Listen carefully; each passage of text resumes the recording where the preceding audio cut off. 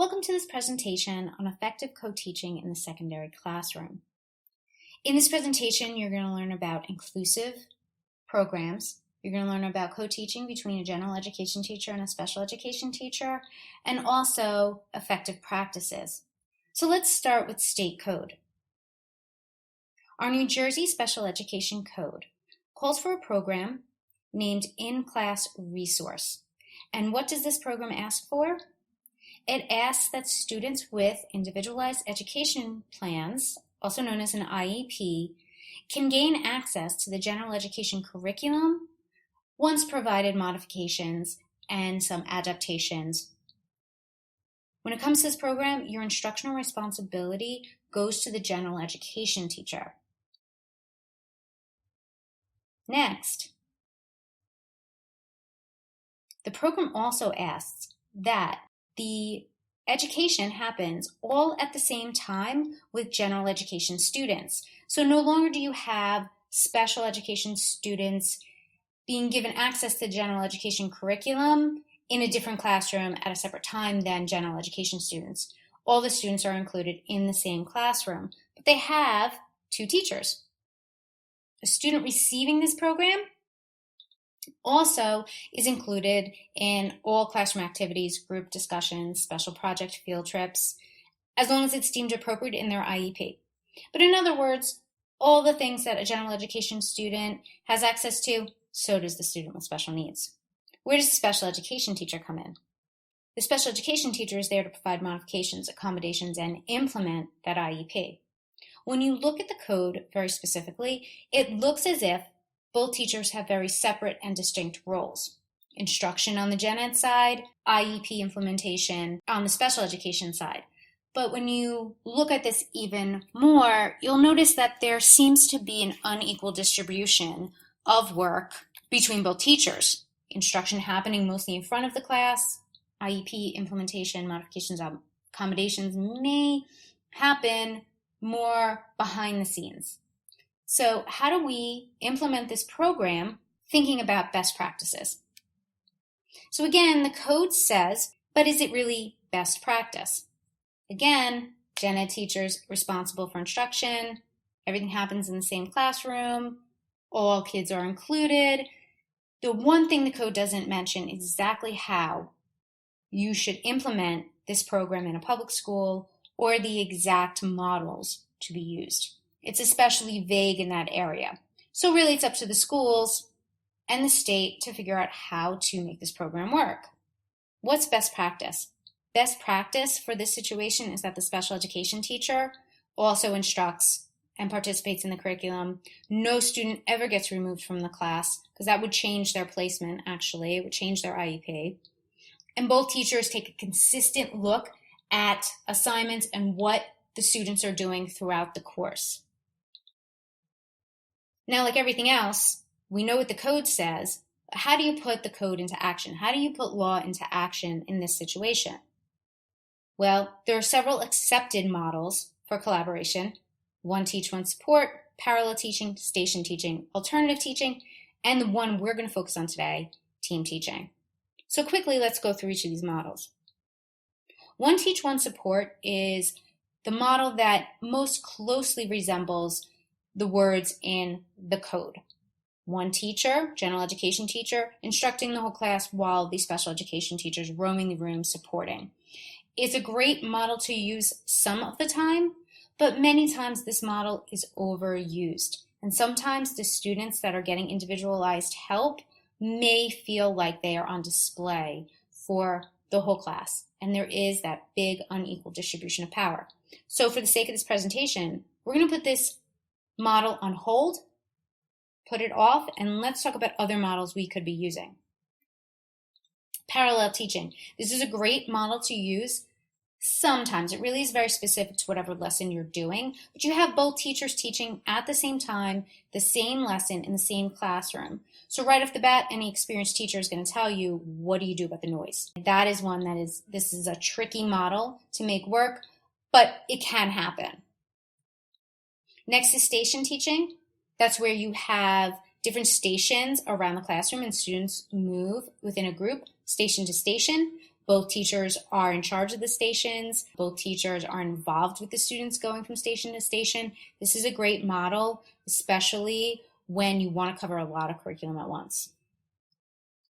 Alternative teaching, another popular model to use where a smaller group of students might be taken over to the side of the classroom to get a private lesson while the remainder of the students stay with a general education teacher to, say, preview the next lesson. But this model sometimes leads to that small group of students feeling inferior. So it really has to be well thought out, and the teachers have to pay attention to that.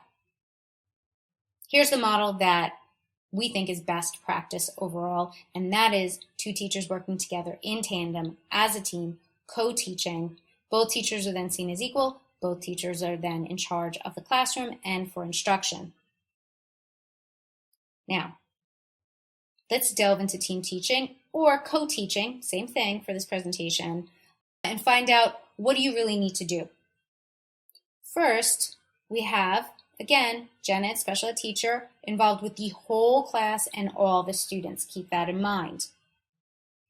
You're also part of a team, so be excited about that. You get to be with another teacher as a team. It's the best option because you can reduce stigma, allow for differentiation, get all the students involved in the Common Core. You can support each other, and of course, two teachers to cover all the needs. That's very helpful. The realities of team teaching, though, can be very difficult, especially if two teachers with different personalities are paired up with each other. Sometimes that special education teacher still feels like an outsider or visitor in the classroom. The time to plan can be non-existent or very difficult to find. The teachers have to remember that the special education teacher is not a paraprofessional. And going back to that one teach, one support model, a lot of times the special education teacher looks like an aide. Next, the experience of the teachers can be very different. You can pair up a veteran teacher with a teacher straight out of college, and that can be difficult. Lack of communication, probably one of the biggest issues, and we're going to tackle that a little bit in this presentation. So how do we keep the goals of team teaching in mind? First, we remember both teachers should participate in instruction. What a student needs always has to come first. You want to make sure that you are enhancing learning for all the students. Both teachers take control and have authority. And then, of course, it should be collaborative. And you really should keep in mind that when you're walking into that classroom, you don't want too many questions left to ask. You both should be on board with what is happening that day in that lesson. So, co-planning is probably the beginning and best place to start whenever you are in a co-teaching situation. How do you do it? What's involved? Well, first there has to be scheduling time for it. So if your administrative team hasn't scheduled you time, you should really keep that in mind and talk to them about it. Stay professional as you're planning. Discuss the how and the why of a lesson. Be productive. Share and type your lessons at the same time. And of course, discuss responsibilities. Who should be in charge of what part of the lesson, and how are you both going to work in tandem with each other? Build the relationship. This starts before the school year even starts. Try this strategy.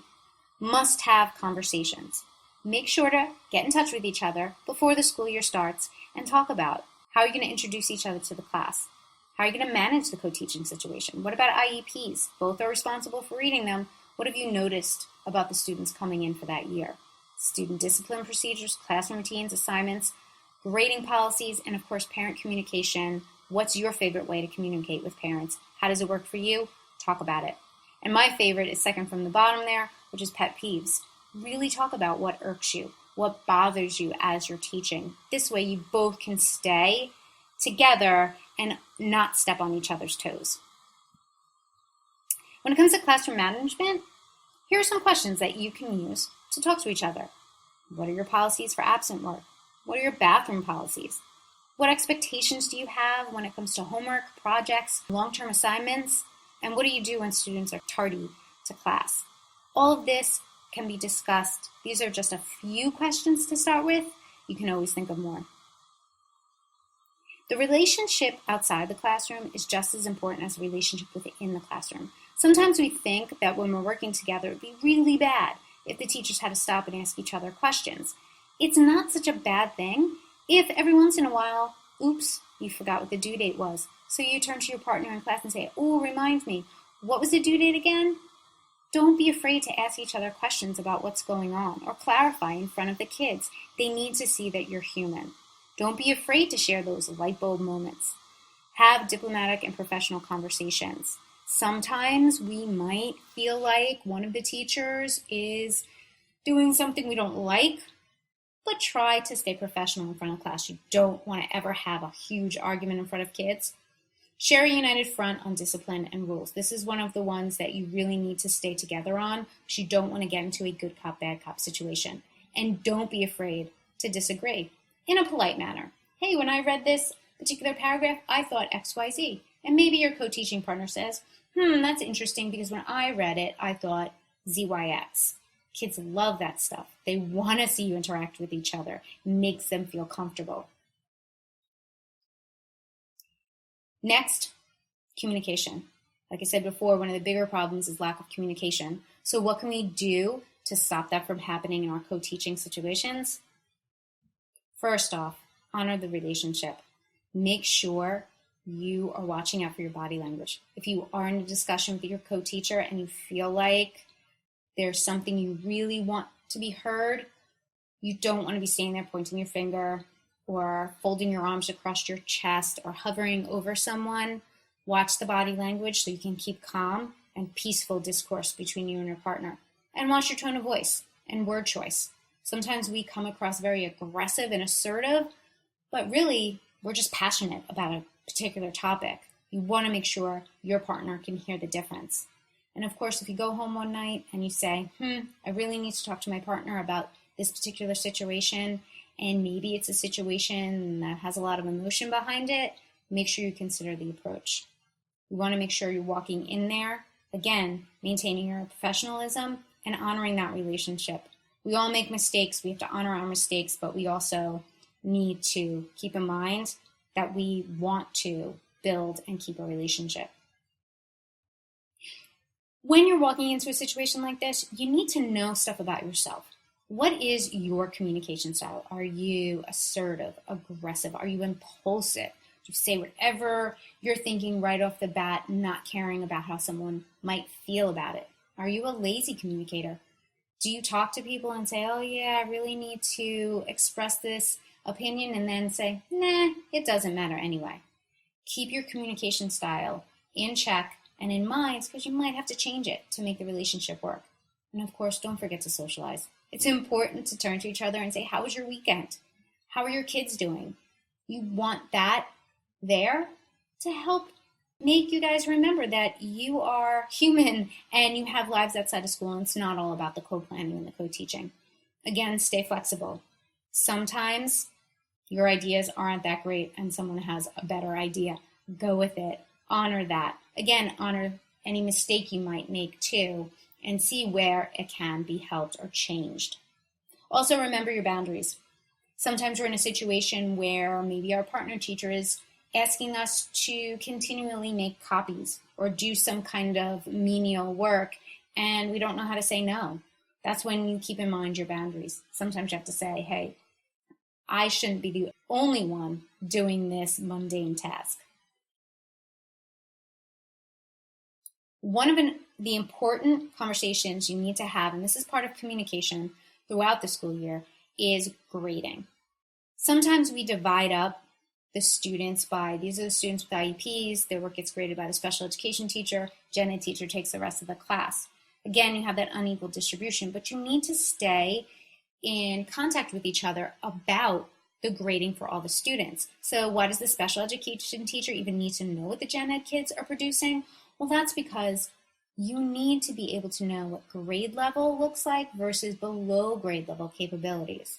Sometimes we make this assumption that students with IEPs have below grade level skills, and they're always going to be that way. You'd be surprised at how many students, especially in secondary level, have worked their way up, and they are very close grade level, if not already there. So you need to know, what does an A paper look like for a gen ed kid, and then compare to your students with IEPs. They just might be very close and should be graded accordingly. Also, why does a gen ed teacher even need to know how the special ed students are performing? Well, it's so that you understand why modification and accommodations are given to that particular student. Sometimes we think, hey, that kid can be challenged more. Maybe they don't need as much extra time as they're given. Well, if you're keeping track of how they are doing in the course throughout the whole year and really looking at their progress, you might realize there is a need for those modifications and accommodations. Both teachers are always better to judge the progress of the class than just one. So it's important to stay in communication with each other about this. Finally, after looking at all of this from the beginning of the code through different models and then into effective ways we can co-teach, what do we really want to take away? Our takeaways are cooperation and communication. Make sure you cooperate, make sure you communicate with each other. Keep that in mind all the time because it will lead to better co-planning, better co-instructing, and better co-assessing, which really will benefit every single kid in that class. And you know what? It'll benefit your teaching skills too. You'll find you're a better teacher if you follow these measures. Thank you for watching my presentation. Here are a few references that you can take a look at. And I appreciate your time. Have a great school year.